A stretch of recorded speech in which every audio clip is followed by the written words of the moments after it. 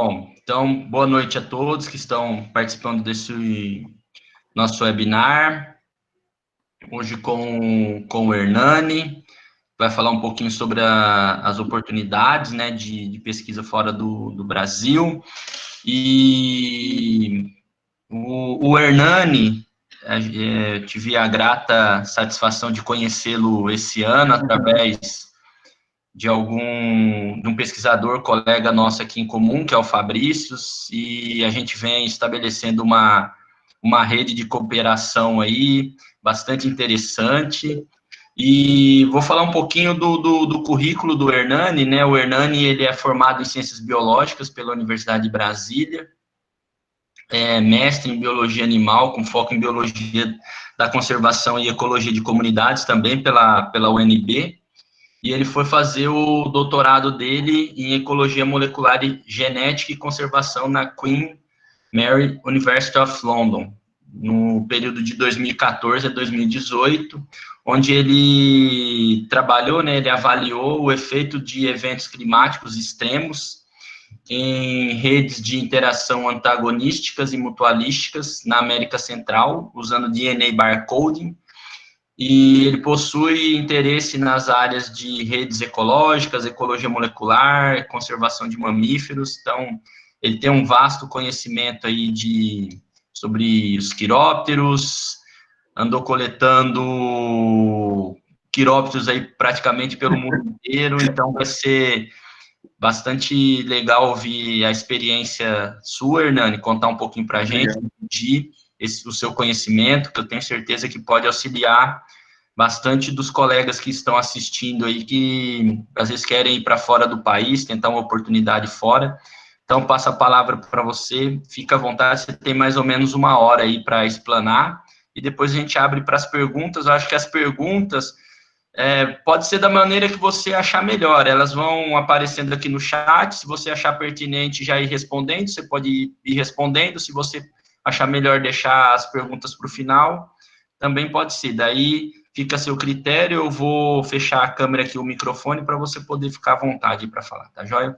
Obrigado. Tá, beleza. Primeiro, também obrigado pela oportunidade de estar aqui, podendo compartilhar um pouco dos meus conhecimentos, assim, dos meus aprendizados lá fora. E também foi um grande prazer colaborar aí com o Joaquim e outras coisas também, ter conhecido ele foi um grande prazer esse ano, uma grande oportunidade. Só complementando um pouquinho também, depois do doutorado eu fiz 2 pós-docs fora do Brasil, assim. Então eu passei 1 ano na República Tcheca, num pós-doc, 1 ano e 1 mês, e eu fiz outro pós-doc também nos Estados Unidos, em Iowa, na Iowa State University, né, e na Charles University em Praga, na República Tcheca. Então foram mais ou menos 6 anos que eu passei fora do Brasil, né? Então primeiro doutorado na Inglaterra, com campo na Costa Rica, depois um pós-doc em Praga, na República Tcheca, com campo em Camarões, e depois um pós-doc nos Estados Unidos, né, em Iowa, com campo nas Ilhas Marianas no Pacífico. Então eu e tinha algumas outras coisas que eu ia fazer esse ano, mas aí por conta da Covid acabaram mudando um pouco. Eu ia fazer um campo em Madagascar, também em abril, né, com morcegos, e eu ia também dar um curso na Costa Rica em junho e julho agora. Mas aí com a Covid eles acabaram sendo cancelados, né? Tô falando isso para vocês entenderem um pouquinho o contexto do que eu vou falar agora, das oportunidades, né? E eu vou falando, e se alguém tiver alguma pergunta no meio, dentro do que eu estou falando, dentro da conversa, pode colocar aqui no chat, que aí na medida que eu for tendo um tempo aqui dentro da conversa, eu vou tentando responder o que vocês tiverem de dúvida, assim. Então, só falando um pouquinho da minha história, assim, como o Joaquim falou, eu fiz a graduação e o mestrado aqui no UNB, né, eu terminei o mestrado em 2008, e no segundo semestre de 2008, começo do segundo semestre de 2008, e era um grande sonho meu ir para fora do Brasil, assim. Eu queria muito fazer meu doutorado inteiro fora do Brasil. Só que é um passo, às vezes, eu sentia, para mim foi um passo grande, assim, né, porque eu não sabia o que me esperava, você não sabe como é que as coisas funcionam. Tem essa coisa do orientador também da universidade, das diferenças culturais, né, que você está numa outra língua, muitas vezes, né, não sei que você vai para Portugal ou para algum país, né, um dos poucos países que falam língua portuguesa, você provavelmente vai estar numa outra língua. E tudo isso, e a distância da família também, tudo isso são coisas que trazem uma certa apreensão, às vezes, de sair, né? E e também a busca, né, de como fazer isso, né? Então eu demorei entre 2008, eu demorei até 2014, foi quando eu realmente saí do Brasil, assim, fui preparando meu currículo, tentando algumas coisas, né? Eu tentei bolsas da CAPES em 2009, 2010, para ir para a Universidade de Boston, nos Estados Unidos, e uma na Universidade de Winnipeg, no Canadá. Eu consegui a vaga de doutorado para ir fazer, mas eu não consegui a bolsa aqui, e eu acabei não indo. E eu já estava, na verdade, quase desistindo de ir, assim, porque eu já estava concursado, na verdade, né, porque eu fui fazer doutorado, e eu já estava quase, provavelmente, sendo chamado para um concurso do Ministério do Meio Ambiente. E eu já estava quase desistindo, que eu achando que não ia acontecer, quando a oportunidade ela apareceu na minha frente, por alguns contatos que eu tinha feito, assim. A gente está num contexto muito diferente hoje, né? Isso foi 10 anos atrás, praticamente, né? 6, 10 anos atrás, toda essa história. E hoje em dia a gente já tem muitos vídeos no YouTube, já tem muita informação disponível que na época que eu estava tentando, que eu queria ir, não tinha tanta, assim, tinha, mas não era tanto, era mais coisa de pessoas que você conhecia que te falavam das coisas, assim. Mas eu vou tentar trazer um pouquinho da minha vivência, do que eu passei nesses lugares, né? O que isso pode trazer para vocês de dicas, assim, como vocês podem fazer para usar isso, talvez, para conseguir uma oportunidade para vocês. Um pouco das perspectivas que eu vi de cada um desses lugares, e diferenças com o Brasil também. Todo mundo fala que o Brasil está, num momento meio difícil para pesquisa, e realmente teve uma queda, né, no orçamento agora destinado, né, à pesquisa, ao Ministério de Ciência e Tecnologia, mas ainda tem coisas acontecendo aqui no Brasil também, né, só colocando assim também, que é importante falar. Mas realmente, para começar, assim, o nível de investimento em projetos que existem fora do Brasil, ele realmente é muito maior do que a gente tem aqui, né? Assim, só colocando um pouco uma comparação, assim, né? Eu fiz meu mestrado aqui no Brasil, né? Aqui no Brasil, na UNB, e com campo, né? Com todo o material que a gente precisava, né? E para fazer o campo, acho que a gente deve ter gastado talvez uns 10, 15 mil reais, né? Isso porque era um campo perto aqui, assim, né? Com tudo, assim. E lá em Londres, né, eu acho que meu projeto de doutorado foi mais ou menos orçado em por volta algo de 10, 15 mil libras, assim. Esse foi o primeiro projeto que eu participei, né? Então eu fui viajar, eu fui para Costa Rica, eu fiquei 6 meses lá fazendo campo, em 2 anos de conservação, com tudo pago pelo projeto, né, pela universidade, para poder ir fazer campo lá. E depois eu fiz um campo, eu fiz um projeto também, né? Eu trabalhei no projeto em Praga, que o orçamento que eles tinham lá era de 300 mil euros, né? Então, cerca mais ou menos de 1,5 milhão de reais, com campo em Camarões, né? Todo o campo era feito em Camarões, a gente voltava e processava as amostras em Praga. E tudo era pago por eles também, né? Então, desde a passagem, né, hospedagem, comida, tudo, né? Eu não gastei absolutamente nada durante o tempo que eu passei em campo, em todos os projetos. Não, praticamente, no último, nos Estados Unidos, eu gastei muito pouco, mas a gente praticamente não gastava nada, era tudo coberto pelo projeto.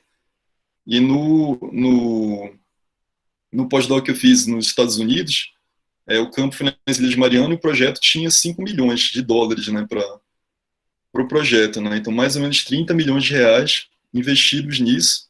E eles tinham tecnologia de ponta, eles falavam lá em reintrodução de espécies, né? Eles tinham que o próximo passo do projeto era trazer para uma das ilhas que eu trabalhei, nas ilhas do arquipélago que eu trabalhei, uma espécie que tinha sido extinta na ilha, assim. Então eram coisas muito fora eu acho que do imaginário em geral que a gente tem. E claro que a gente tem projetos aqui que tem orçamentos grandes, assim, e tem ações que são feitas nesse sentido, mas acho que uma das principais diferenças que eu vejo, assim, entre aqui e fora, começa primeiro pelo tamanho dos investimentos e o tamanho dos projetos, que em geral acaba refletindo também na quantidade de artigos e em parte na qualidade dos artigos também, em termos do nível do fator de impacto da revista. Não é o único fator limitante, mas quando você tem mais dinheiro, mais investimento, o Joaquim sabe, todo mundo trabalha com pesquisa sabe nisso. Quanto mais dinheiro você coloca no projeto, mais fácil é você conseguir chegar numa revista que é boa, né? E quanto menos direito você pode conseguir também, mas é muito mais difícil, né? Não é tão comum assim, mas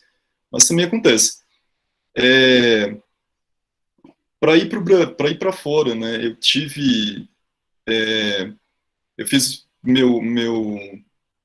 a minha bolsa de doutorado foi por Ciências Sem Fronteiras na época, né? Então eu fui de uma certa forma não teve uma seleção, né? Lá fora do Brasil, se você tem dinheiro para ir para fora, se você chegar assim, olha, tem essa bolsa aqui, eu quero ir para o seu setor, dificilmente alguém vai falar não para você, porque eles estão interessados em ter gente fora trabalhando lá, e eles têm também as restrições de dinheiro que eles têm dentro dos projetos, assim. Então, uma pessoa a mais que vem com dinheiro já, né, com uma bolsa para trabalhar, querendo trabalhar num projeto, ou mesmo às vezes só querendo espaço no laboratório, muitas vezes é muito bem-vindo, assim, porque essa é uma limitação que eles têm. Então, eu fui, passei pela seleção daqui do Ciência Sem Fronteiras, né, passei pela seleção de lá, também na universidade, que tinha também do projeto, né, da prova de inglês, e aí eu fui e comecei meu doutorado.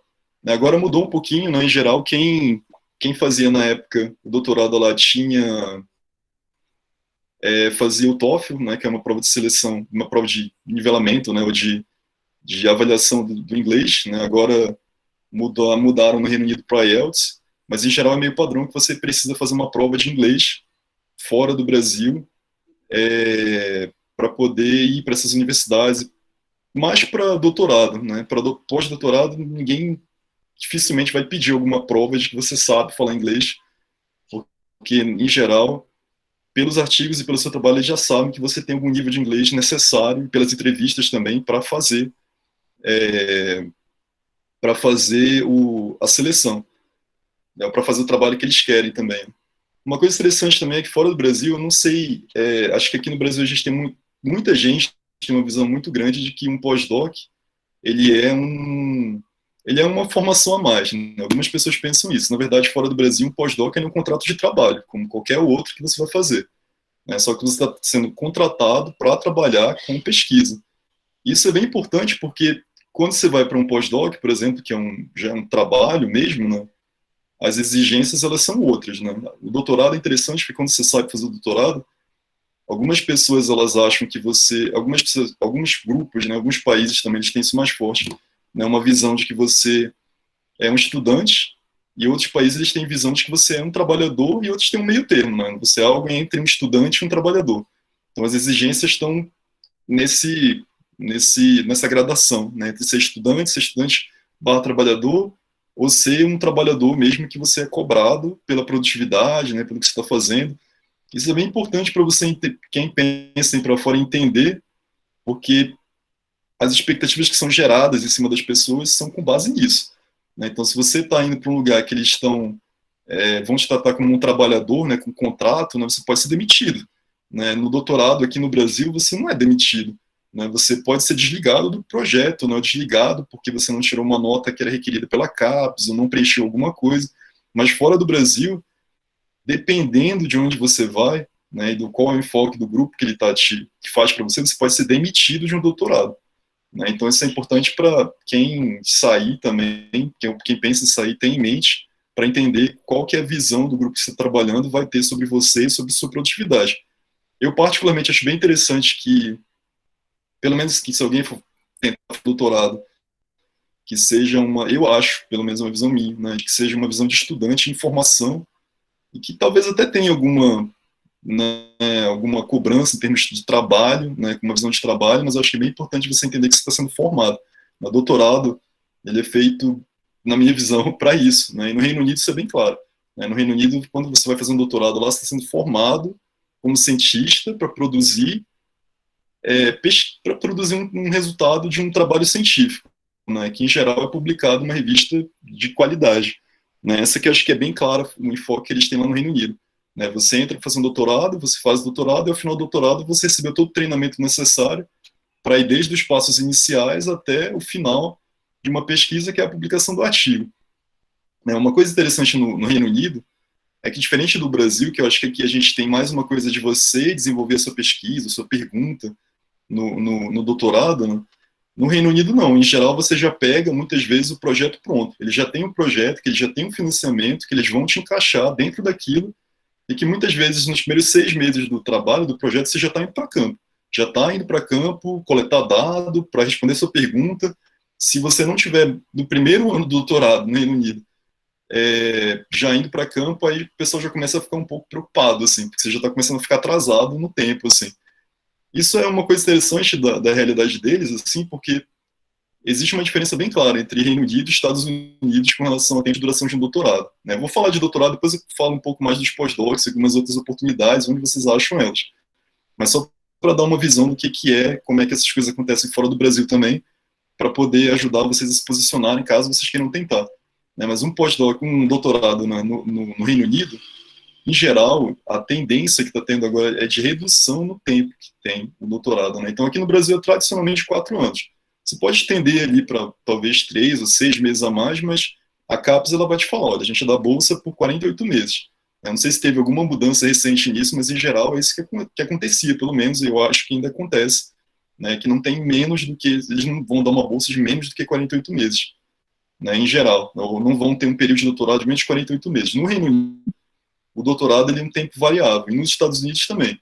Só que no Reino Unido esse tempo ele vai de 3 anos a 3 anos e meio, ele é um doutorado mais curto que o normal, né, que ele é bem focado na sua formação, das técnicas e tudo que você precisa para ser um cientista, para produzir um artigo de qualidade. E nos Estados Unidos é bem diferente, eu diria, assim. Né? Nos Estados Unidos você tem um doutorado, os doutorados lá em geral demoram de 5 a 8 anos, né? Então é bem mais demorado, você tem disciplina também. No Reino Unido não tem disciplina. Eu nunca fiz uma disciplina no meu doutorado lá, eu fiz um curso uma vez na Espanha, que foi um curso pago pela universidade, consegui um financiamento, mas nunca fiz uma disciplina.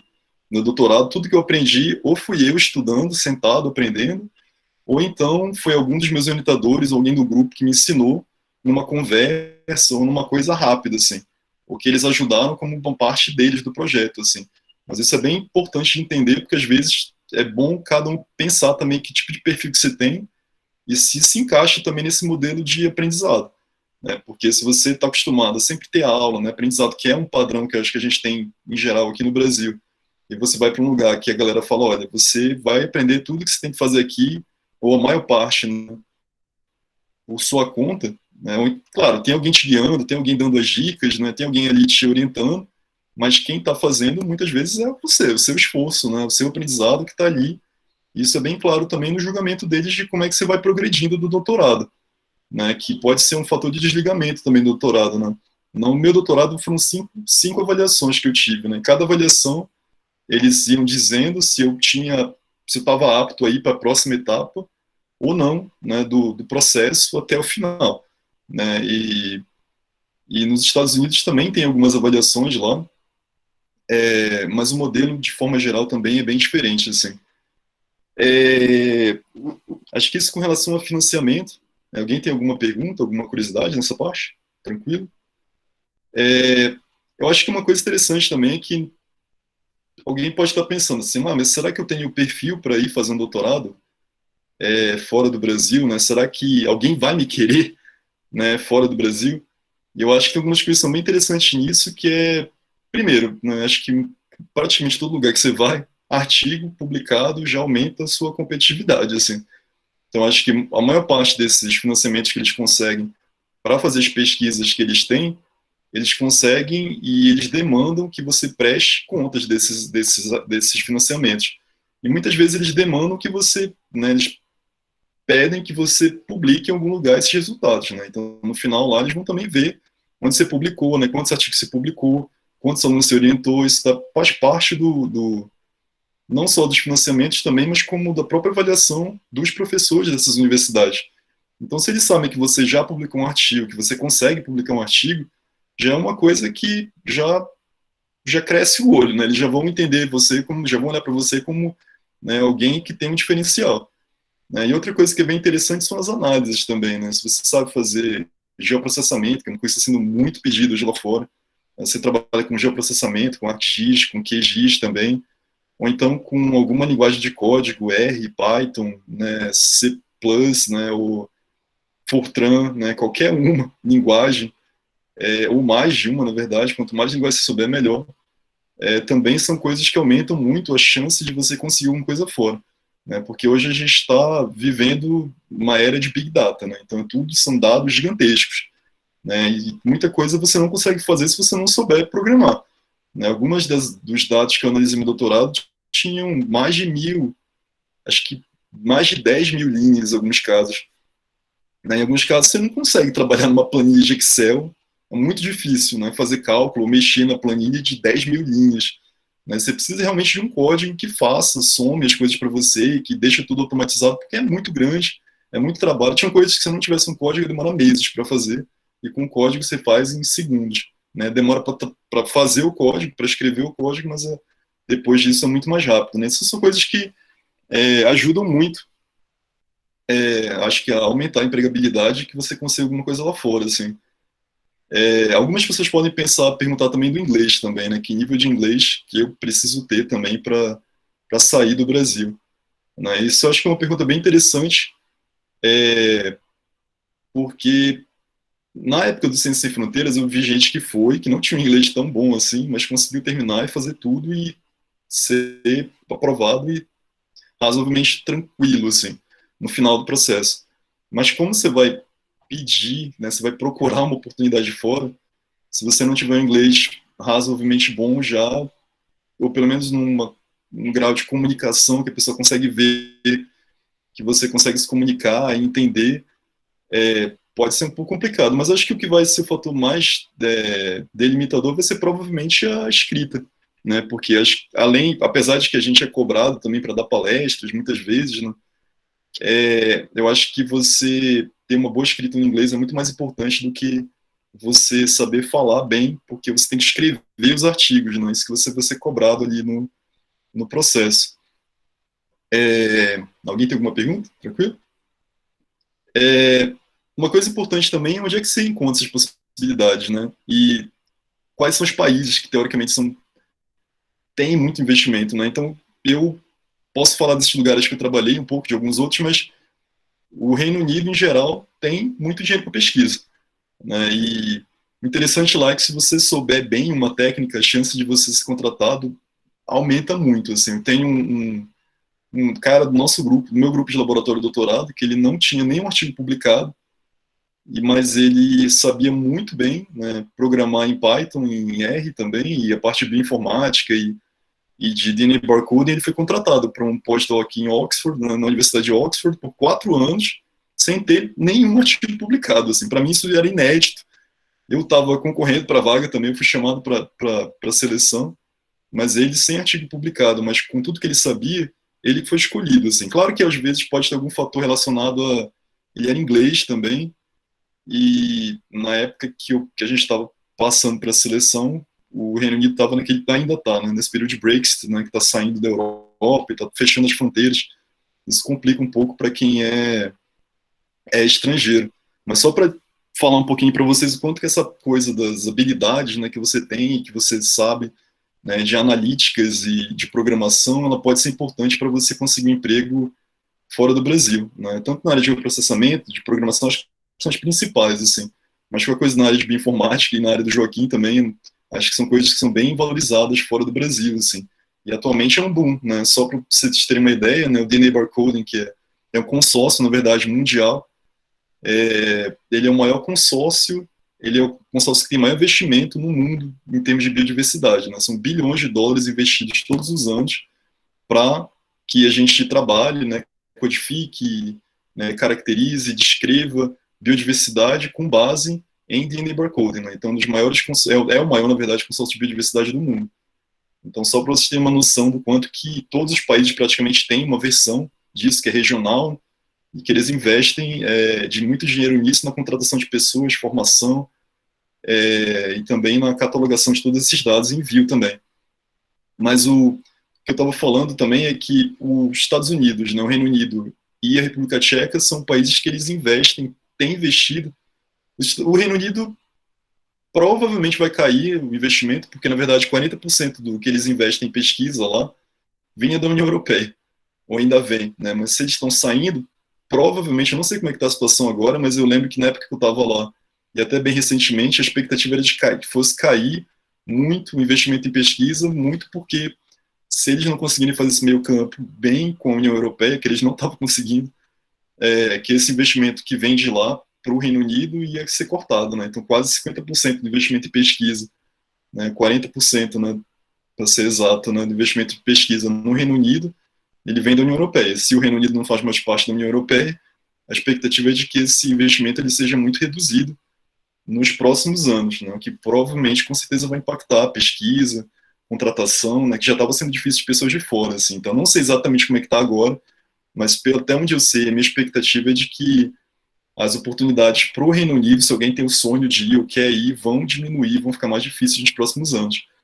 A República Tcheca é um cenário bem diferente, assim, eles têm um investimento recente agora, massivo em ciência, assim. Então eles têm projetos muito grandes em vários lugares do mundo. Não sei se alguém já ouviu falar de alguma oportunidade lá, mas é um país. Eu morei em Praga por um ano, uma cidade fantástica de morar, muita qualidade de vida. Tem muito dinheiro, né, para pesquisa, tem muitos equipamentos também importantes para fazer lá. Eles têm grandes nomes também, tem grandes pesquisadores lá, apesar de eu, honestamente, antes de ir, não conhecesse. Só que eu acho que lá eles são um pouco mais tradicionalistas, são bem tradicionalistas, na verdade. Isso, às vezes, para trabalhar pode ser um pouco complicado, assim. E nos Estados Unidos, e só voltando aí para o Katia um pouquinho para falar, né? Acho que às vezes essas relações patrão-empregado, elas podem ser um pouco mais complexas na República Tcheca, dependendo de quem você tem como patrão e quem você vai trabalhar, assim. E nos Estados Unidos, não precisa nem falar, né? Um dos países que mais investe em pesquisa no mundo, tem projetos milionários, tem financiamento do governo, né? Segundo a minha chefe lá, né, durante o governo do Trump, na verdade, esse investimento aumentou, né, não teve um impacto muito grande, né, a mudança do Obama para o Trump, em termos de investimento em pesquisa. Então, mesmo que ele seja reeleito agora, ou que ele não seja, talvez também, por causa do Joe Biden, né, eu acho que também vai continuar um investimento lá muito grande, que é o forte dos Estados Unidos, é a tecnologia, né, e produção de informação. Mas só para vocês terem uma ideia também das diferenças, assim, né, das possibilidades, quando eu fui trabalhar nos Estados Unidos, eles pagaram até a minha passagem para ir para lá, assim. Então, eu fui de Praga para os Estados Unidos com passagem paga e depois para o campo também com tudo pago, assim. Aí vocês podem estar pensando, mas onde é que eu consigo? Onde é que eu fico sabendo dessas oportunidades? Como é que você ficou sabendo dessa oportunidade? E eu acho que tem várias formas de você conseguir oportunidades para trabalhar fora, né? Uma delas é o networking, né? Aí algumas pessoas podem falar, mas eu moro no Brasil, né? Eu tô querendo ir para fora do Brasil. Como é que eu vou fazer networking com alguém que eu não conheço, que mora fora do Brasil, mas que eu me interesso em trabalhar? Então, acho que nem preciso falar que hoje em dia a gente tem as redes sociais, né, que essas redes conectam pessoas, mesmo que não se conheçam, no mundo inteiro. Né? E apesar de, talvez, aqui no Brasil, acho que não é muito, muito famoso isso, acho que agora que talvez esteja começando a ficar um pouco mais usado, mais famoso, o Twitter lá fora, para a parte científica, ele é muito conhecido, ele é muito usado, assim. Então, se você não tem uma conta no Twitter, abre uma conta no Twitter, porque tem muita gente que oferece posições e oportunidades que eles não vão colocar ainda nem em outro lugar, ou eles colocam em um lugar e divulgam mais precisamente no Twitter, né, para poder atrair pessoas que vão aplicar para a vaga. Né? Então, se você não tem uma conta lá, abre uma conta e comece a seguir as pessoas que você acha que podem oferecer oportunidades que você se interessa, né, ou pessoas que trabalham com coisas que você acha interessantes, ou mesmo às vezes estudantes de doutorado mesmo, que estão trabalhando com alguma coisa, que você acha que você pode ajudar em alguma coisa, que pode ser interessante, né? De você se conectar com aquela pessoa, para aquela pessoa até ajudar no seu projeto mesmo. São coisas que às vezes você pode começar a conversar e você nunca sabe o que pode surgir depois daquela conversa, daquela amizade. Eu tenho um caso que eu conheci, uma amiga minha, né? Hoje a gente se fala regularmente, ela no Twitter, né? Eu seguia ela, trabalhava com uma coisa semelhante com o que eu trabalho, eu segui ela, comecei a conversar com ela, responder e a gente ficou amigo. E a gente ia colaborar num projeto agora, mas acabou que cortou o financiamento, né? Na verdade, não cortou o financiamento, mas parou o campo por causa da Covid. E eu fiz campo também na Costa Rica, né? Saindo um pouco das mídias sociais agora. Eu fiz um campo na Costa Rica e eu conheci um americano que depois ele me chamou para participar de um campo fora do Brasil com ele também para ajudar no projeto, porque ele me conhecia. Então, acho que network é uma coisa que nunca é demais, assim, que vocês puderem fazer, agora tem muita conferência, muito congresso virtual, né, que vocês puderem ir participar, conversar com as pessoas, se conectarem, né, isso é uma coisa, é um conselho meu também, né, que eu vejo que algumas coisas já surgiram disso, assim, das pessoas que eu conheci em congressos, das pessoas que eu fui atrás e me conectei, e que depois apareceram oportunidades, também porque elas reconhecem o teu trabalho, né? Elas olham para você e veem que você é alguma pessoa que pode contribuir também para o que elas estão fazendo. Mas é sempre importante, eu acho, essa parte do networking, você saber se vender, né? Pensem em vocês também como uma empresa, e não como só um estudante que está aprendendo, né? Mas o que você pode oferecer também, né? O que você pode acrescentar para aquelas pessoas ou para aquele projeto. Eu acho que isso é bem importante também. Também ser simpático, né? Ser honesto, que eu acho que é uma coisa mais natural para a gente, né? A simpatia para o brasileiro também, né? E para quem é bom de coração, honestidade também. Acho que são coisas que contam bastante também para conseguir uma vaga lá fora, que muitas vezes algumas pessoas olham isso também. Mas além disso também tem algumas listas de e-mail que eu acho que é bem importante, bem legal de seguirem, porque nessas listas também são divulgadas muitas oportunidades, né? Então, para quem trabalha na área de ecologia e quer ir para o América do Norte, né, então Estados Unidos e Canadá, tem uma lista de e-mails. Depois eu vou dar os links para o Joaquim, ele pode passar para vocês procurarem, se formarem melhor. Mas tem uma lista de e-mails que chama Ecolog, que era uma lista de e-mails só de oportunidades em ecologia para os Estados Unidos e para o Canadá. Então tem de tudo lá, desde estágio não remunerado até trabalhos na Costa Rica também, que às vezes é por alguma instituição americana, mas que trabalha na Costa Rica, até oportunidade de doutorado também, de pós-doc, tem de tudo lá nessa lista de e-mails. E eles mandam muita coisa também, sempre. É uma das principais listas que eu sigo. Na verdade, foi nela que eu consegui minha oportunidade para ir para os Estados Unidos, né? E tem uma outra lista também, que chama Evoldir, né? Ela é uma lista que ela é mais focada na Europa, em oportunidades da Europa, e também mais na área de genética e evolução. Tem coisas de ecologia lá, mas não é tanto o foco da lista, assim. Mas eles divulgam também muita coisa por lá, de oportunidade de doutorado, de pós-doc também.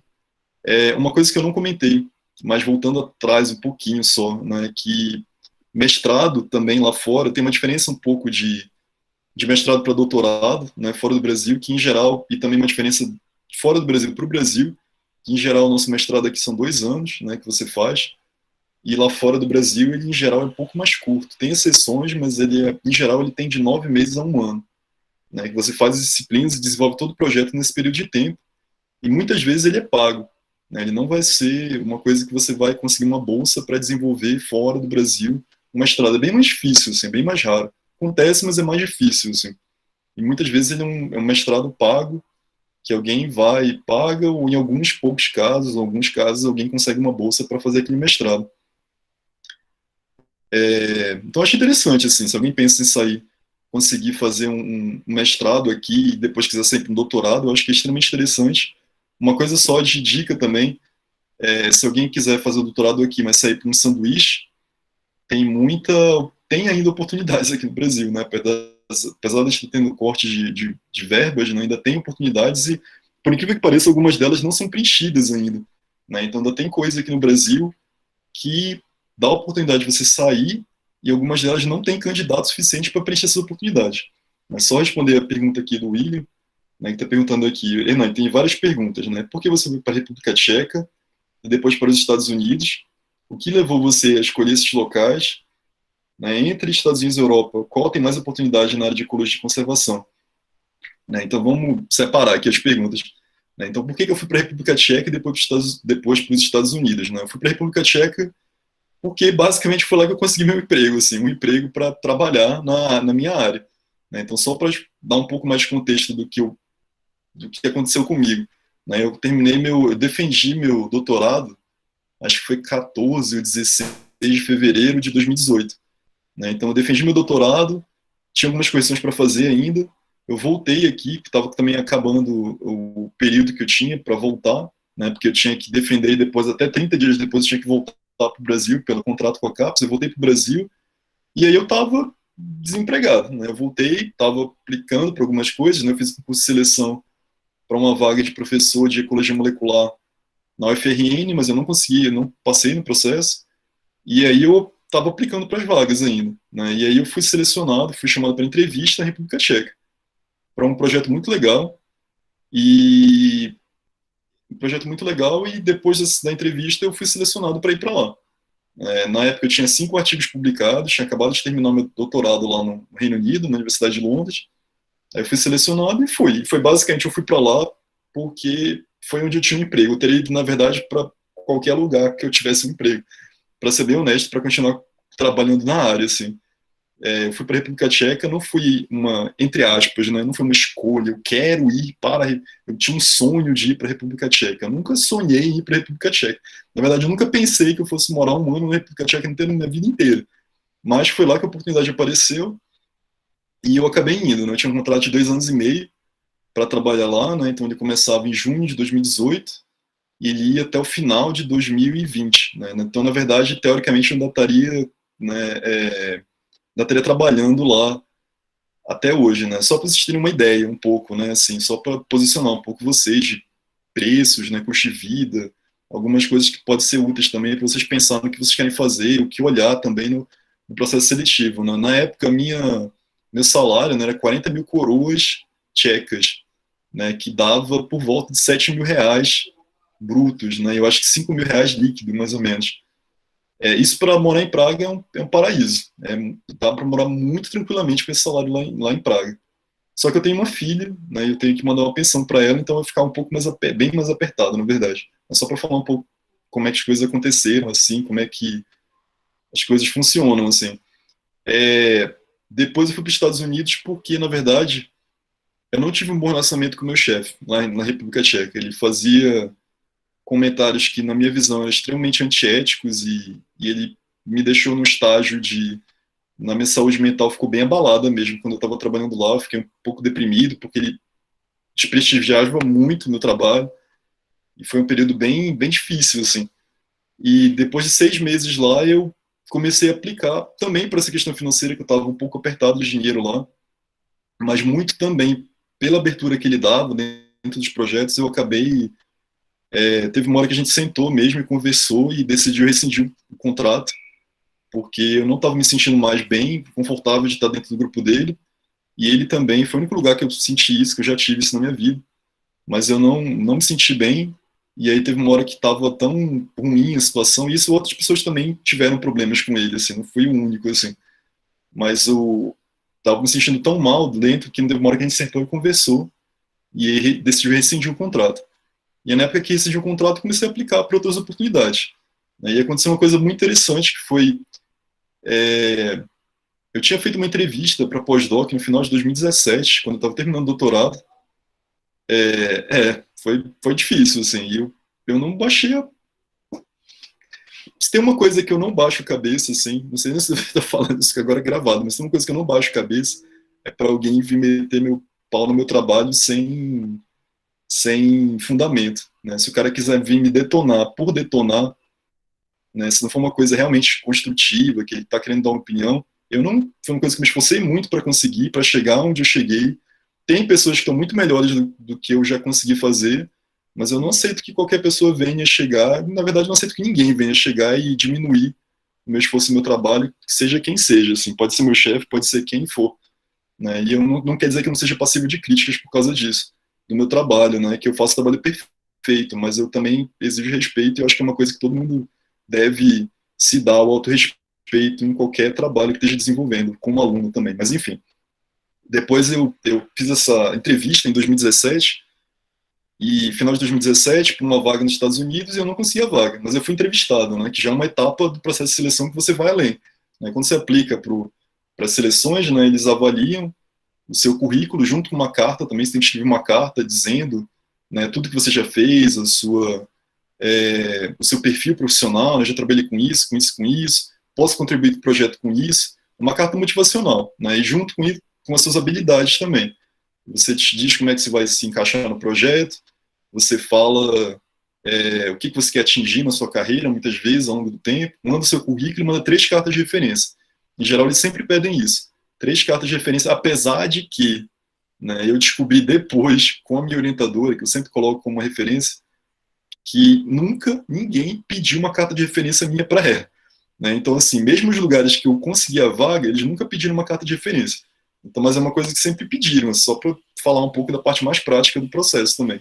Mas, enfim, voltando ali em 2017. Eu fiz essa entrevista em 2017, né, para uma vaga, não consegui a vaga, mas o que foi interessante é que a pessoa que conseguiu a vaga, no momento que eu estava saindo do meu pós-doc, eu tentando sair, né, terminando meu pós-doc em Praga, depois que ele foi rescindido o contrato, essa vaga, a mesma vaga que eu tinha aplicado e sido entrevistado em 2017, ela abriu de novo. E aí eu fiz uma entrevista de novo com a mesma pessoa que me entrevistou em 2017 para a mesma vaga, e aí eu fui selecionado.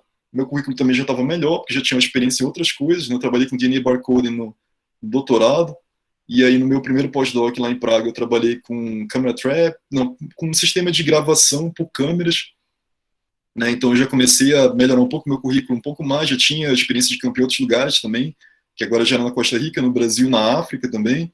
Então foi melhorando, né? Foi melhorando o currículo e eu fui selecionado. E aí eu fui para os Estados Unidos, né? Então basicamente foi isso que aconteceu para eu ir, né, para esses dois lugares. Os Estados Unidos é um lugar que tem muitas vantagens de trabalhar com pesquisa. É um lugar que, de uma forma geral, você tem um código de ética que é muito forte lá dentro, ou pelo menos foi isso que eu senti. Né? As pessoas, elas são muito mais respeitosas, elas não vão te chegar para você e falar nada extremamente respeitoso. Elas vão ser muito, inclusive porque elas podem ser processadas, por isso que é muito comum nos Estados Unidos. Né? As pessoas são processadas muito facilmente lá. Então as pessoas também são muito mais respeitosas, né? Tem muita competição, é um país que ele é pautado, né, na competição, então existe muita competição lá dentro, mas que existe um grau também de ética em determinado aspecto, né, na forma como você trata com as pessoas, que eu acho que ele é também, pelo menos em termos contratuais, que eu acho que ele, pelo menos essa foi minha experiência e minha sensação lá em Iowa.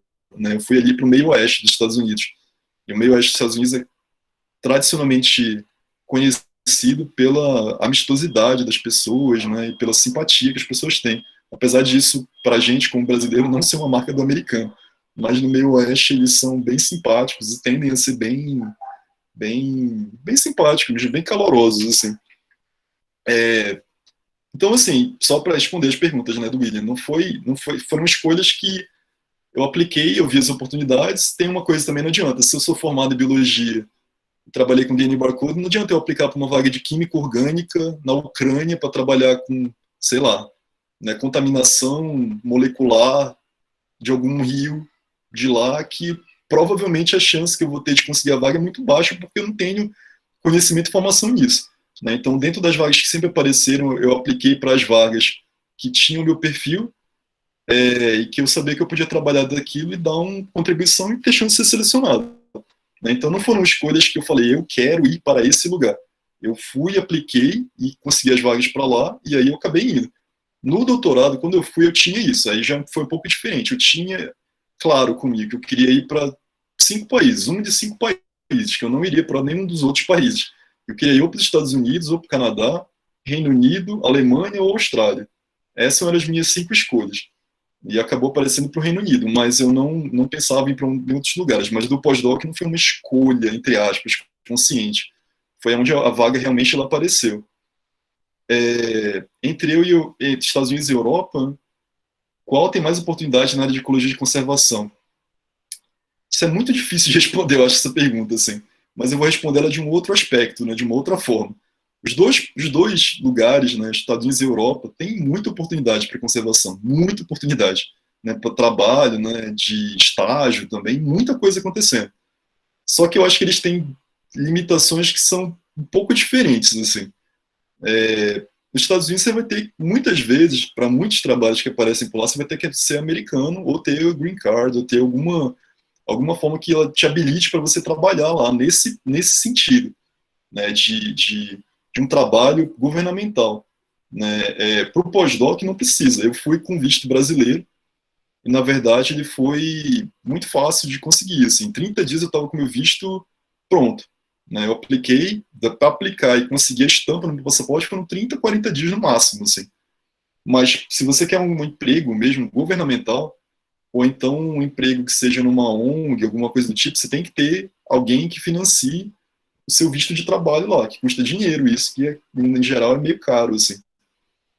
Na Europa é a mesma coisa, né? Muita gente não consegue ir para o Reino Unido porque também tem que ter um visto de trabalho, e muitos dos lugares lá, se você não tem um passaporte que te permita ir, eles não vão pagar esse visto também.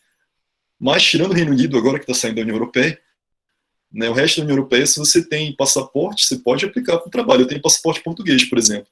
né? Então, quando eu fui para Praga, eu não fui com visto brasileiro, eu fui com meu passaporte português, eu entrei como se estivesse trabalhando com qualquer outro europeu lá dentro. E já para os Estados Unidos foi diferente, fui com visto de trabalho mesmo, visto de imigrante que trabalha lá. Por que eu estou falando isso também? Porque lá na Europa, eu acho que um fator limitante muito maior de trabalho, de oportunidade de trabalho, vai ser a língua do país, né? Em geral, se você quer trabalhar na Suécia, ou na própria República Tcheca mesmo, não são todos os países que são bilíngues, né, em termos de a língua local mais inglês, e nem todos os países que eles vão querer que você trabalhe em inglês. Se você quer trabalhar no emprego de conservação em um país determinado específico, muitas vezes você vai ter que falar a língua daquele país. E isso é um limitante grande, assim, para a gente, ou para qualquer pessoa, na verdade, porque você tem que saber a língua bem daquele lugar para você trabalhar nela. Né? Então, na República Tcheca, por exemplo, eu não consegui, eu queria fazer um estágio voluntário no zoológico de Praga, né, que é um dos melhores da Europa e do mundo também, só que eu não falo tcheco. Eu tive algumas aulas lá, aprendi um pouco, mas eu não falo tcheco. E isso foi uma das coisas que foi um fator limitante para eu conseguir um estágio voluntário no zoológico lá de Praga. Mas isso para pós-doc, como é um tipo de emprego que ele é muito internacional, que ele demanda muito inglês, as pessoas não levam muito em consideração. Mas tem muita oportunidade nos dois países. Na verdade, no Canadá também. Na Costa Rica também tem muita coisa.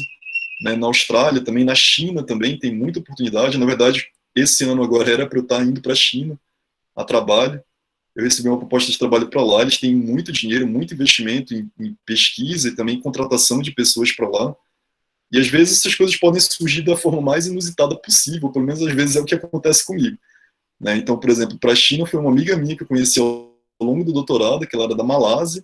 Ela foi, ela foi trabalhar na China, numa universidade da China, e ela me chamou para integrar o corpo da universidade. Né? Então, eu ia trabalhar lá como um pesquisador mesmo, né, formalmente da universidade. Mas só para dar uma ideia das variações de onde pode surgir as oportunidades para vocês também. Mas eu acho que, eu não sei te dizer onde tem mais oportunidades, assim, exatamente, mas os dois lugares têm muita coisa para conservação, né? Só que são coisas diferentes e cada país, às vezes, tem uma coisa que é diferente, né? Por exemplo, eu acompanho um projeto de reintrodução que é em Portugal. E esse projeto ele é focado muitas vezes na conservação do lobo, né, do lobo ibérico e do que tem em volta disso, assim. E outros lugares vão ter outras coisas, né? Por exemplo, no Reino Unido não tem lobo ibérico, né? Eles já extinguiram os lobos, então agora o que eles estão querendo fazer é reintroduzir tudo, né? Então eles estão querendo reintroduzir o lince, por exemplo, agora no Reino Unido, já introduziram o castor, né? Então eles estão uma abordagem, um foco completamente diferente. Obrigado aí pelos elogios. Tem muita coisa que tem investimento muito grande, assim. Eu sinto falta, na verdade, da época do Ciências Sem Fronteiras, né? Independente de CPT ou qualquer governo que fosse, mas eu sinto falta que era uma época que realmente a gente estava tendo um investimento de oportunidades, né, muito grande aqui no Brasil. Inclusive, as pessoas de fora do Brasil achavam isso também. E quando eu fui para o doutorado, as pessoas, na verdade, queriam vir para o Brasil trabalhar por causa do tanto de investimento que a gente tinha aqui. E agora a coisa mudou um pouco, né? Tem mudado, né? De figura. Alguém tem mais alguma pergunta, alguma coisa também? Eu acho que tem muita coisa que pode surgir também das mídias sociais, né? Eu acho que eu falei muito do que eu passei, assim, das oportunidades. Eu acho que uma coisa interessante também tem um site no Facebook também que chama Euraxis, né? Que ele divulga oportunidades de pesquisa também, de bolsas e de trabalho na Europa, né, principalmente, e que eles selecionam também pessoas aqui do Brasil, de qualquer, na verdade, nacionalidade, para ir trabalhar principalmente lá na Europa, e tem vários países, né, tem Itália, Bélgica, Holanda. Esses países também são países que eles têm, não sei se todo mundo sabe disso, mas, em geral, a Europa ocidental, ela é bem mais rica e tem muito mais oportunidade do que a Europa oriental. Né? Então, quanto mais para o leste, né, você vai na Europa, em geral, mais pobres ficam os países e, teoricamente, menos oportunidades. E quanto mais, em geral, né, quanto mais ao oeste você vai, né, mais oportunidades, mais ricos são os países, assim. Então tem uma diferença também grande entre Europa ocidental e Europa oriental. Né? Tanto é que é até engraçado em Praga, porque lá eles falavam que eles não eram Europa oriental, não, Europa ocidental, não, desculpa, Europa leste europeu, eles não gostam de se chamar de leste europeu, eles gostam de se chamar de Europa central, porque não tem essa ideia de que é pobre ou nada do tipo, não, são Europa central, porque eles estão meio que nesse meio, é tudo muito barato lá, mas eles gostam de ser chamados de Europa central lá, por causa dessa divisão que existe. Eu morei, o Joaquim está comentando aqui, né? Você comentou comigo que morou no Canadá, né? Como foi essa experiência? Eu morei um mês, né? Assim, às vezes eu até fico meio assim de falar morar, eu tenho um pouco de cuidado, porque eu não sei se a gente pode dizer morar um mês de morar, né? Mas eu, assim, mas eu morei, né? Eu passei um mês lá no Canadá, eu falo às vezes que eu morei, né, por um mês no Canadá, mas é uma experiência um pouco mais curta, né? Para você entender como é que é a cultura. Eu passei um mês lá estudando inglês, e foi bem legal, assim, para aumentar, entender melhor como é que a língua funciona, aprender mais. O Canadá também tem muitas oportunidades. Eu tenho um primo, na verdade, que ele dá aula, que ele trabalha numa universidade canadense, Universidade de Toronto, acho que agora ele já aposentou, mas ele dava aula lá. E várias pessoas amigos que eu conheço que conseguiram oportunidade de trabalho no Canadá também. Acho que o Canadá é um lugar, quem quer quem quer sair do Brasil, eu acho que é uma oportunidade fantástica, né? Porque na verdade os canadenses eles querem pessoas de fora, né? Então o Canadá ele tem uma taxa de crescimento, né? Na verdade de natalidade, mortalidade que a população não está crescendo. Em geral eles pegam. Na época que eu fui, eu acho que se não me engano 200 mil pessoas vinham morar no Canadá por ano.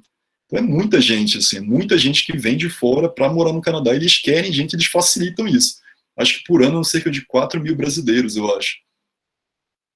E eles têm muita coisa, né, que oferecer em termos de pesquisa também.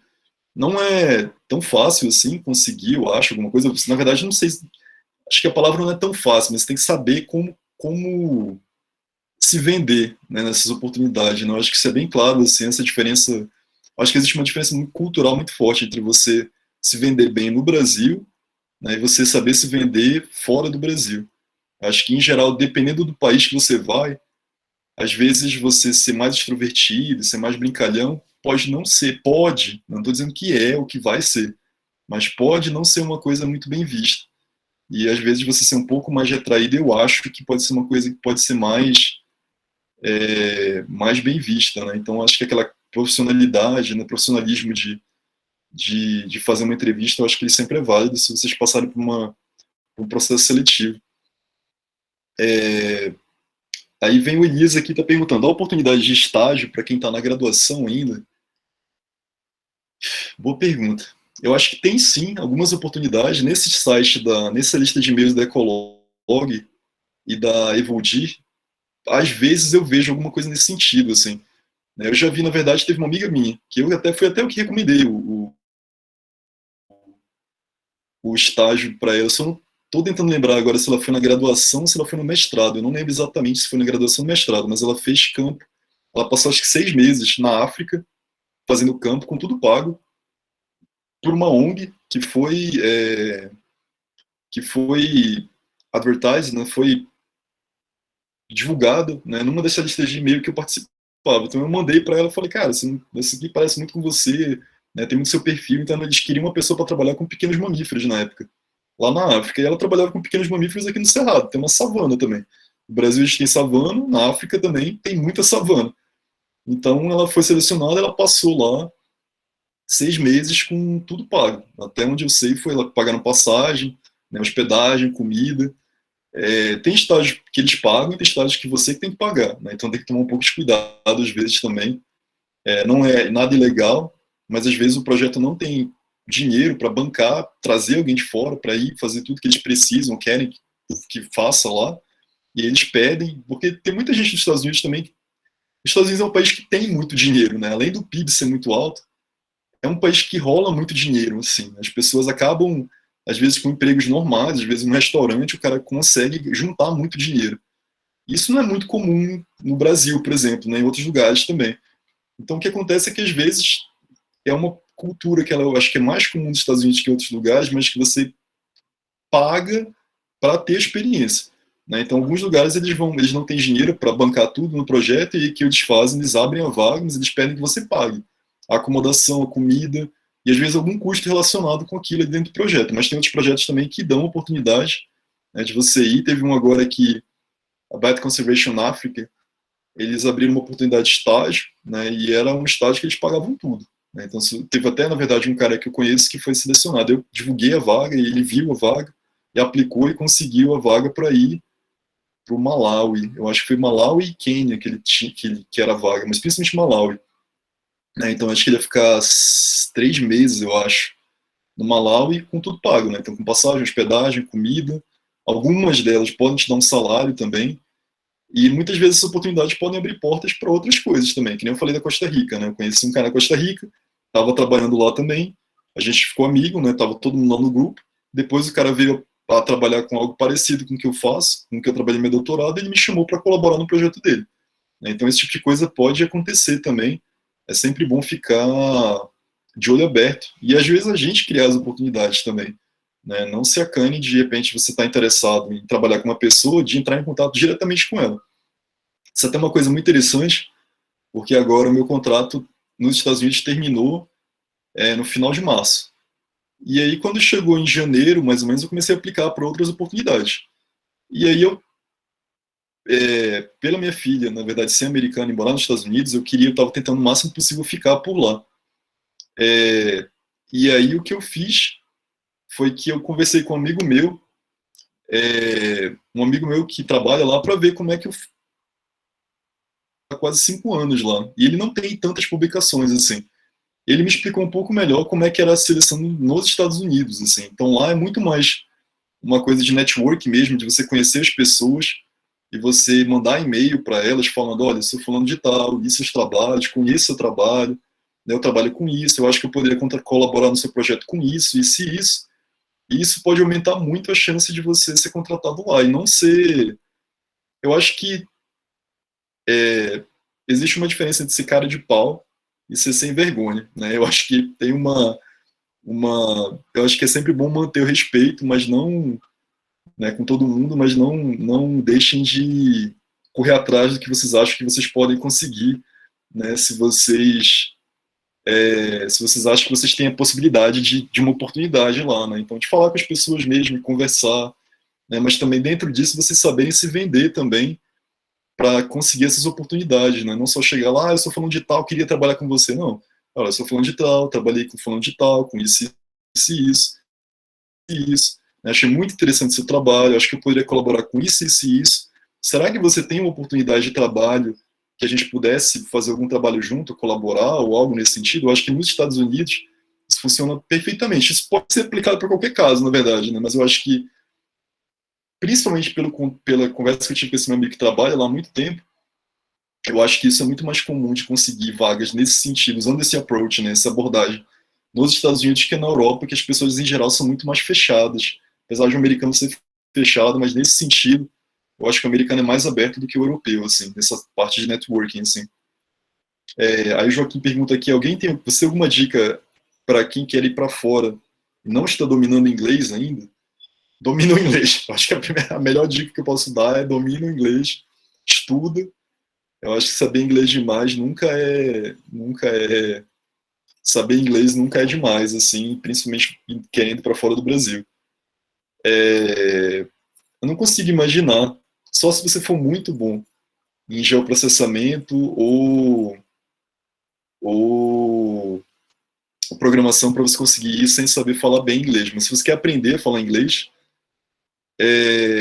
também é bom fazer contato com pessoas, né, assistir séries, né, que sejam em inglês, ou conhecer, fazer amigos que sejam nativos da língua, porque eles falam expressões, eles falam coisas que normalmente, às vezes, nem no seriado você vai ver, no dia a dia.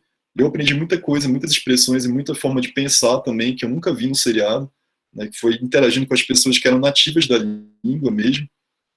Então, acho que isso é bem importante, assim, um contato mais próximo, tentar fazer uma amizade que seja alguém de lá, assim, que seja nativo daquela língua, né? E curso, eu acho que intercâmbio é muito bom, assim, quem puder, né, passar um período fora do Brasil, 6 meses, um ano, fora do Brasil, até para entender como é que é, porque a cultura fora do Brasil é muito diferente daqui, assim, as pessoas são muito mais fechadas, são muito mais individualistas de uma forma geral do que o brasileiro, e algumas pessoas podem ter muita dificuldade de se adaptar e outras não, assim. Acho que isso é bem importante também, além da língua. Mas falando de língua, seriado, livro. Eu escutava, quando eu estava fazendo a prova de línguas, para ir para o doutorado, né, eu escutava áudio em inglês, lia livro, falava com uma amiga minha que era canadense regularmente, colocava filme, né, sem legenda o tempo inteiro para assistir. Eu acho que tudo isso ajuda bastante a você colocar o seu cérebro a pensar em inglês, assim. E eu acho que são neurônios muito diferentes assim, que a gente usa, né? Quando eu fui até para o Reino Unido, para eu poder realmente botar meu cérebro pensando em inglês, eu até parei um tempo de falar, porque eu precisava disso para me adaptar no ritmo de doutorado, na cultura de... Eu parei um pouco de falar com meus amigos aqui no Brasil, com a minha família, para eu poder focar e colocar meu cérebro pensando naquela língua, assim. Mas isso foi é uma coisa mais extrema, e já é porque eu já estava lá no doutorado e precisava entrar no ritmo e seguir ali o que estava sendo feito e tudo mais. Não que eu não conseguisse, mas para poder melhorar ainda mais isso, assim. Aí depois o Joaquim pergunta, uma vez me falaram do Couchsurfing, né, que é uma espécie de compartilhamento de conhecimento. Couchsurfing, na verdade, é você abre um espaço dentro da sua casa para receber pessoas de fora que não vão pagar.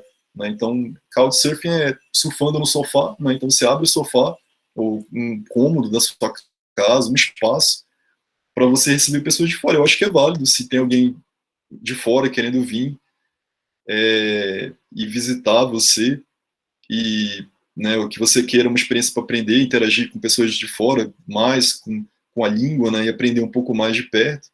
Eu acho que é extremamente interessante, só tome cuidado com quem você recebe, porque também tem gente maluca fora do Brasil, né, e gente perigosa também fora do Brasil. E isso é uma coisa que não é exclusiva, né, aqui do Brasil, a gente ter situações que você tem que tomar um pouco de cuidado com algumas pessoas, algumas situações. Né? Fora do Brasil também tem isso, e às vezes você não sabe, porque você não sabe qual é aquela cultura. Né? Mas em termos de aprendizado de língua, eu acho que é extremamente relevante. Se você conseguir receber uma pessoa para morar ou para ficar na sua casa durante um tempo, uma semana, 2 semanas que seja, eu acho que é uma coisa bem bacana, assim, conhecendo. Eu acho que deve ter algum cursos de língua aqui no Brasil também que recebem pessoas, né, para poder de fora, né, para poder aprender o português aqui também, se tem no mundo inteiro, para interagir, e de repente você pode também se vincular para receber alguém e aprender um pouco mais da língua, acho que é uma possibilidade também, né? Eu acho que bom, não sei, acho que deu tempo aqui só pensando, tem mais coisa, daria para falar mais coisas, mas se alguém tiver que ir, ou não sei como é que tá de tempo aí também, Joaquim, mas não sei, fica a critério de vocês aí, como é que a coisa segue. Bom, Hernani, agradecer, né, você compartilhar um pouco do seu conhecimento, da sua experiência aí com a gente. O tempo, cara, na verdade, a gente tem acho que é o último webinar da noite, né? Então, se alguém quiser fazer alguma pergunta, se alguém ficou com alguma dúvida, eu acho que a gente tem tempo aí ainda para outras perguntas. Então, depende muito da galera. Se tiver mais perguntas, se alguém quiser fazer algum questionamento, a gente pode estender mais um pouquinho. Daí eu acho que se não tiver mais perguntas, ou se tiver algum tópico que você acha que ficou faltando e você gostaria de falar, eu acho que tem um tempinho aí ainda, é bem tranquilo. Tá, eu vou só botar aqui as minhas contas aqui antes de começar aqui, só falar mais um pouco colocar aqui as contas das mídias sociais, também se alguém quiser seguir também.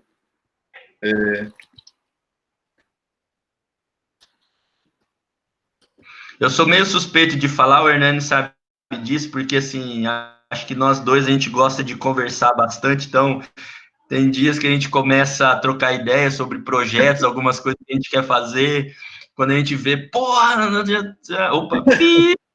nós já conversamos 1 hora e meia, tal, fica devagando sobre as coisas, né? Então, assim, Verdade.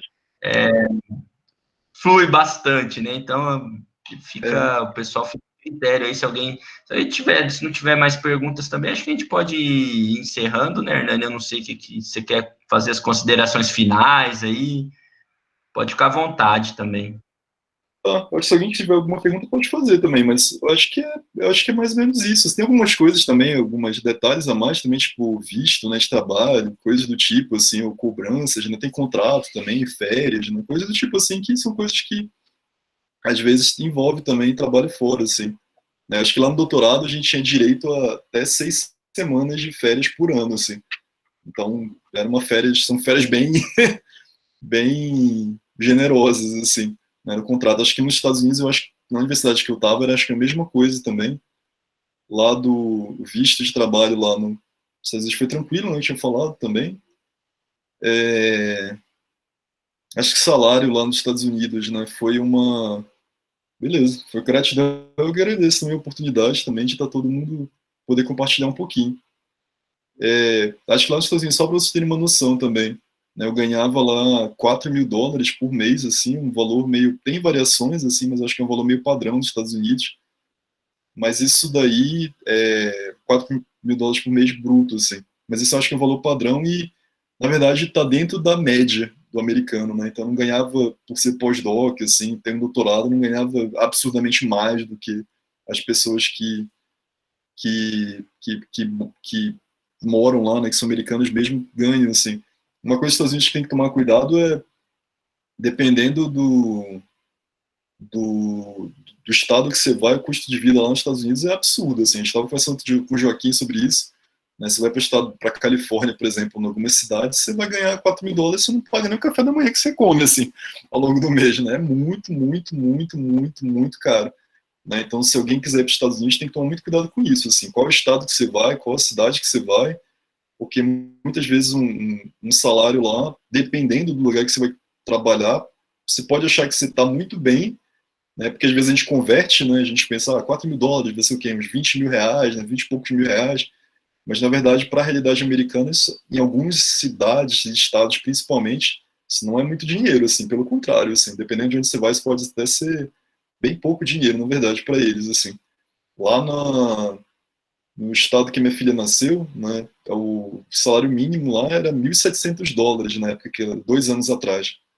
Né, então, os valores lá são bem diferentes do Brasil. E aqui, US$ 1.700 na época era R$ 7.000. Né, era bem mais alto, assim. Né, então, acho que isso é bem importante tomar em consideração, assim. Na Portugal também, por exemplo, algumas vagas que eu já vi abrindo para lá nem sempre são salários, nossa, muito atrativos, né, em termos do que você consegue, às vezes, em outras áreas, assim, outros ramos. Mas tem salários que são melhores também. Tem empregos governamentais lá nos Estados Unidos na área de ambiental, que eles contratam, em alguns casos estrangeiros, você vai ganhar ali 100 mil, até mais, dólares por ano, né, o que daria por volta de uns 8, 10 mil dólares por mês. Né? Isso é um salário muito bom nos Estados Unidos, para praticamente qualquer lugar que você vai. A Califórnia aí já é um caso bem à parte, assim, né? Califórnia, Washington, né, New York ali, Nova York também são estados que são muito caros, assim, e aí já é um pouco diferente. O Elias está perguntando se eu conheço algum lugar como funciona na França, né? Esse também é a vaga de uma conservação. Eu conheço um pouco, porque tenho vários amigos que são franceses, assim, eu fiz alguns amigos franceses, vários não, mas alguns amigos franceses. E tem um instituto na França que, que ele é bem famoso, ele contrata muita gente, assim. Na verdade, ele contrata pesquisadores do mundo inteiro. Você não precisa ser francês para conseguir uma vaga lá, mas é bom que você fale a língua, assim. Eu ia até aplicar, na verdade, para um, é verdade, William, é verdade. Eu ia até aplicar na França uma vez para um dos cargos lá, mas eu acabei por algum motivo do processo seletivo não aplicando. Mas deixa eu ver. E para ir para a França é bom falar o francês, né? Porque lá eles são meio reticentes à questão do inglês, assim, eles têm... Não, e via de regra, francês não fala inglês, né? Assim, tem as exceções, mas o francês é mais ou menos que nem aqui no Brasil, assim. Na França, pouca gente fala inglês, assim, apesar, né? E eles têm aquela briga, né? Étnica ali com o inglês, né? Ah, nós somos franceses, a gente também colonizou metade do mundo, então o mundo deveria falar francês e não inglês.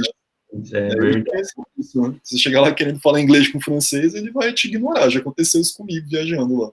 Cara, nem sabia que a pessoa era francesa. Eu falei inglês com ela, ela me ignorou porque eu não falei francês, assim. Isso pode acontecer também. Acho que francês, pelo que eu já ouvi, isso que eu ouvi falar. Acho que os franceses são bem picky, né? Eles são bem chatos mesmo. Se você não falar em francês bem, eu acho que eu ouvi, isso eu ouvi falar, né? Eu não tive experiência, eu nunca fui na França, na verdade. Mas se você não falar francês bem, eles podem ser chatos com você de falar, não, mas você falou isso aqui, não tá certo e é desse jeito aqui. Mas todos os franceses que eu já conheci fora da França foram super gente boas, assim. Agora, eu nunca conheci um francês na França, porque eu nunca fui lá também, mas as histórias que eu ouvi, assim. Também ouvi essas histórias. Hernani, quando você compara uma bolsa de pós-doc aqui no Brasil com uma bolsa de pós-doc fora, a diferença é muito grande. Nós estamos muito defasados em termos de valorização do pesquisador. Então, boa pergunta. Então, depende muito, né, porque assim, a padrão, né, a bolsa de pós-doc padrão é de R$ 4.000, né, R$ 4.100, né, mas na verdade você tem essas bolsas que são um pouco maiores, né, que é de atração, né, também de pesquisadores, que às vezes elas são um pouco maiores e vão para R$ 8.000, assim. Eu acho que, por exemplo, em Praga, mesmo não sendo uma bolsa, eu acho que lá, a, eu acho que é mais bem pago, sim, Joaquim. Eu acho que nos lugares que eu fui, pelo menos, é mais bem pago, sim. Eu acho que a relação, tirando essas bolsas, a bolsa padrão do Brasil de 4.100, eu acho que uma bolsa fora do Brasil, ela te dá mais possibilidades, assim. Claro que depende muito assim, às vezes, de alguma variação ali regional, né, do estado e tudo mais que você tá, por exemplo, nos Estados Unidos, mas eu acho que fora ela te dá um pouco mais principalmente agora com essa alta, com essa inflação toda que a gente tem visto aí recentemente aí no Brasil, né, de tá tudo muito caro aqui, eu acho que muitos desses lugares eles te dão a bolsa, ela te dá um poder de compra, né, e uma qualidade de vida muito maior do que eu acho que aqui do Brasil dá, assim. Lá no Reino Unido você vai ter uma bolsa que vai ser de uns 2.000 libras, mais ou menos, ou até mais, às vezes, por mês, né, líquido. Isso é uma boa, é muito bom. Lá, Hoje assim, está quase R$ 7, né? A é, relação Libra-Real.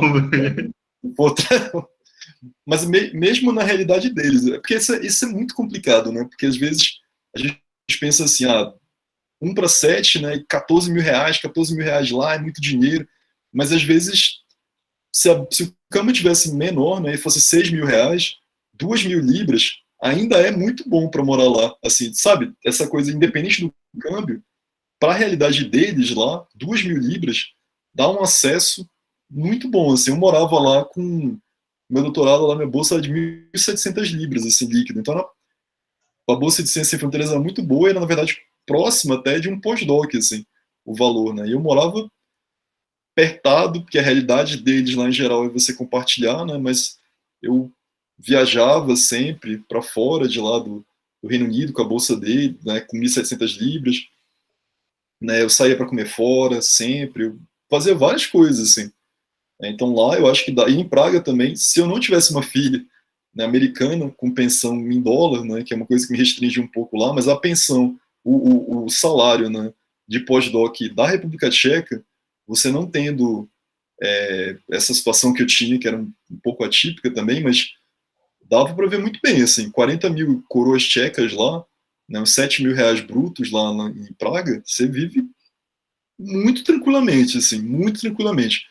E olha que a República Tcheca ela tem um custo de vida e salários que eles são menores do que os europeus, assim, do que o resto da Europa, ou do que a Europa ocidental. Né? Então, por isso que essas coisas, às vezes, de comparação de valores, ela é um pouco complicada, porque você tem que, às vezes, olhar aquele valor dentro daquela realidade daquele local, assim.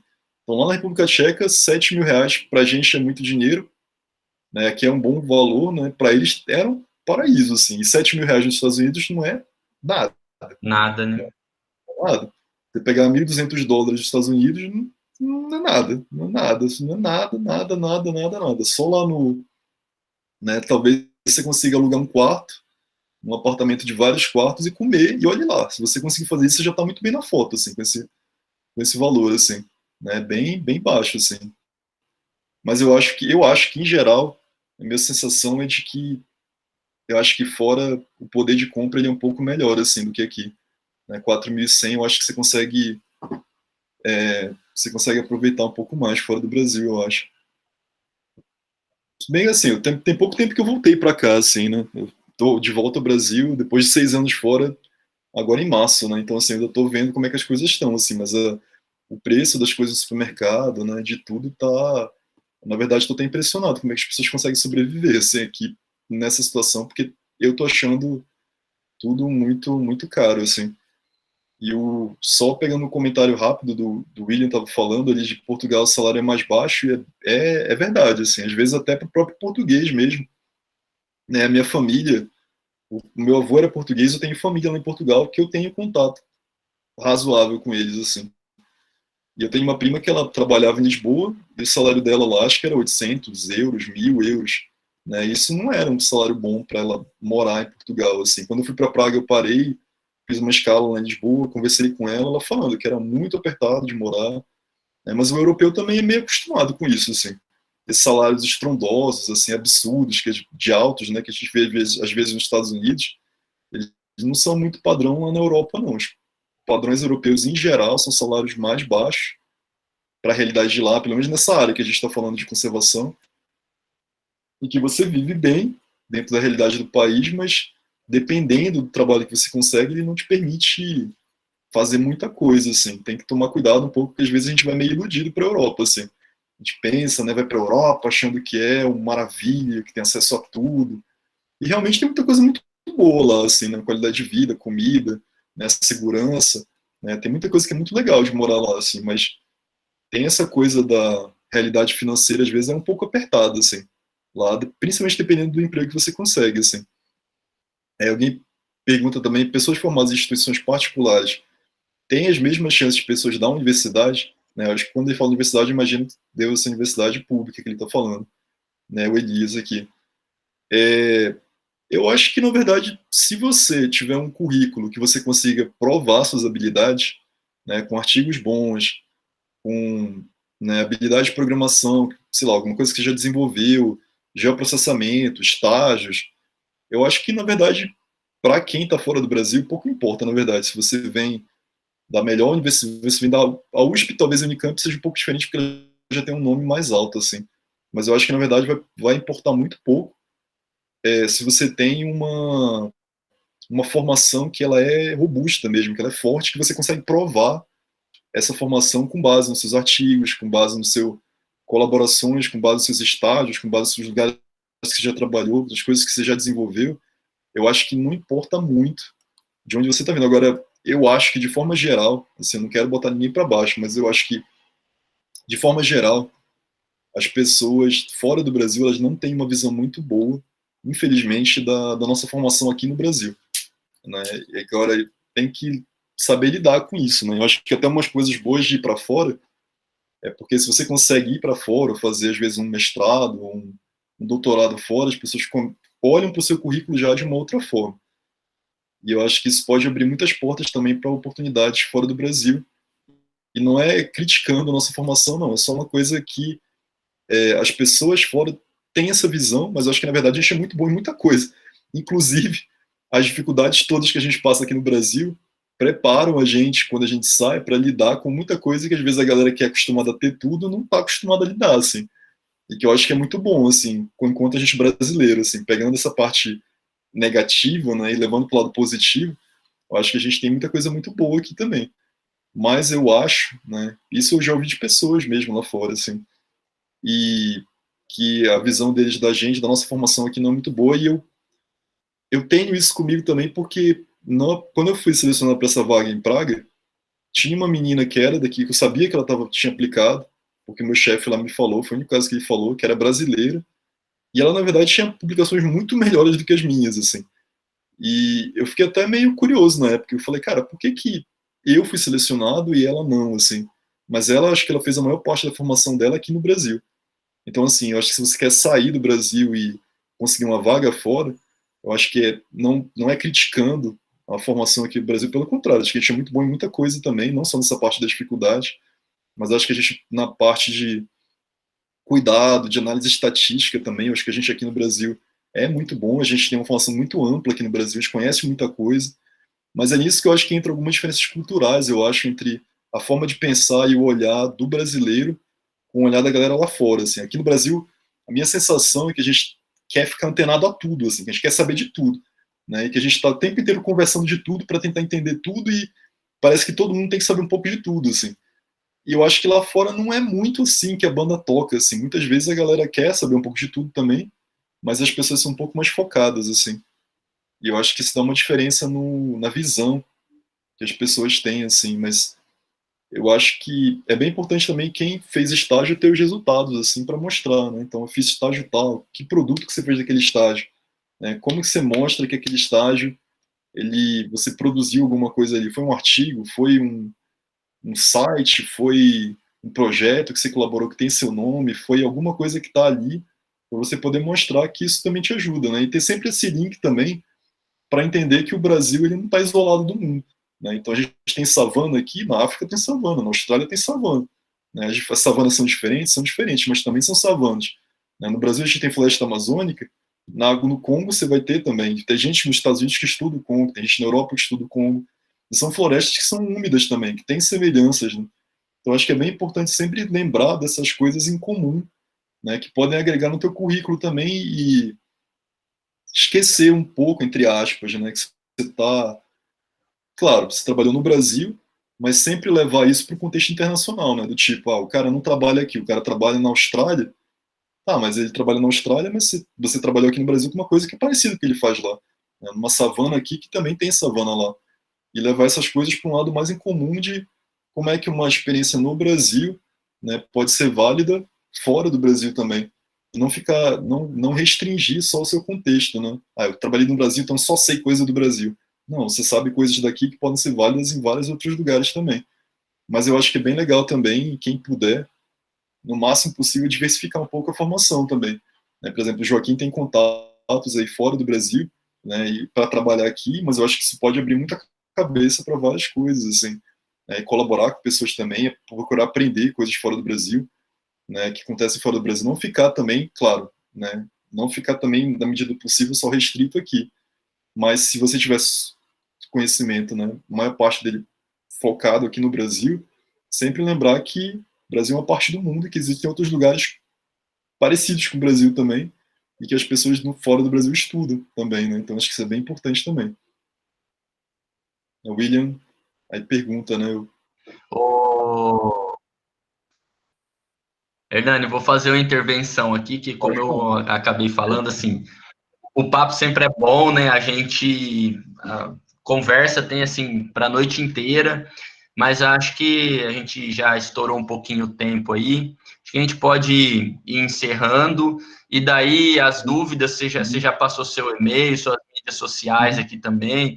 O Hernani tem um site bastante interessante, onde ele compartilha as experiências. Acho que se você colocasse o endereço lá do seu website também seria legal para o pessoal ter uma dimensão, assim, né, das coisas que você anda fazendo, que é bastante legal, não é trabalho restrito apenas aos morcegos, né, que, assim, eu vejo que talvez o seu nicho maior seja os quirópteros, né, mas você já trabalhou com um monte de coisa, então, eu gostei bastante, né, quando eu naveguei lá pelo seu site, as fotos, né, as experiências e tal, então é bastante informativo.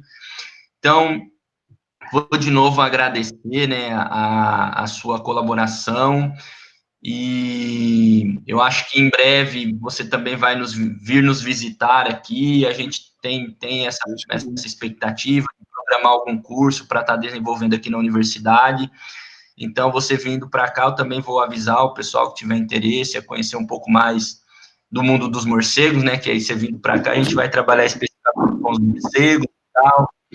Então, acho que a gente vai organizar algumas atividades aí bastante interessantes para a sua estadia aqui. Então, agradecer também a participação de todos, as perguntas, os que ficaram agora até o finalzinho aí para esse brainstorm aí, de trocar informações, esse network que eu também concordo com o que o Hernani fala, que o networking é muito importante, principalmente, às vezes, em determinadas situações que você não sabe fazer, mas conhece alguém que sabe fazer e pode te auxiliar a a você a responder determinada pergunta, porque uma coisa que a gente tem conversado bastante, eu e o Hernani, é assim, o que você precisa ter? Você precisa ter boas perguntas. Se você tem perguntas interessantes, aquilo chama a atenção da pessoa que você quer colaborar. E isso aí faz com que você estabeleça essa colaboração, porque muitas das vezes você não tem nem a expertise necessária, o seu laboratório não tem todos os equipamentos necessários que você precisa para desenvolver aquele trabalho, mas se você tiver uma boa pergunta e tem esse network, que conhece alguém que te leve para um pesquisador que tem essa condição, né, de te ajudar a desenvolver esse trabalho, o Hernani sabe disso porque a gente tem, desse pouco tempo que a gente começou a colaborar, a gente já pensou em um monte de coisa para fazer, né? E eu acho que a coisa mais interessante de tudo isso é porque a gente tinha boas perguntas, né? A gente está formulando boas questões e as pessoas veem isso e têm interesse em colaborar com você. Então, também fica essa dica aí, tá bom? Verdade. Lá Beleza. fora, principalmente nessa parte de academia, né, quando você pergunta, que a galera vai medir realmente o grau do seu conhecimento. É bem isso mesmo. Legal, brother. Valeu Beleza. demais pelo Valeu tempo. também. Pessoal, obrigado aí a todos novamente. E aí, Daniel, a gente pode ir encerrando aí, parando a gravação, tá bom?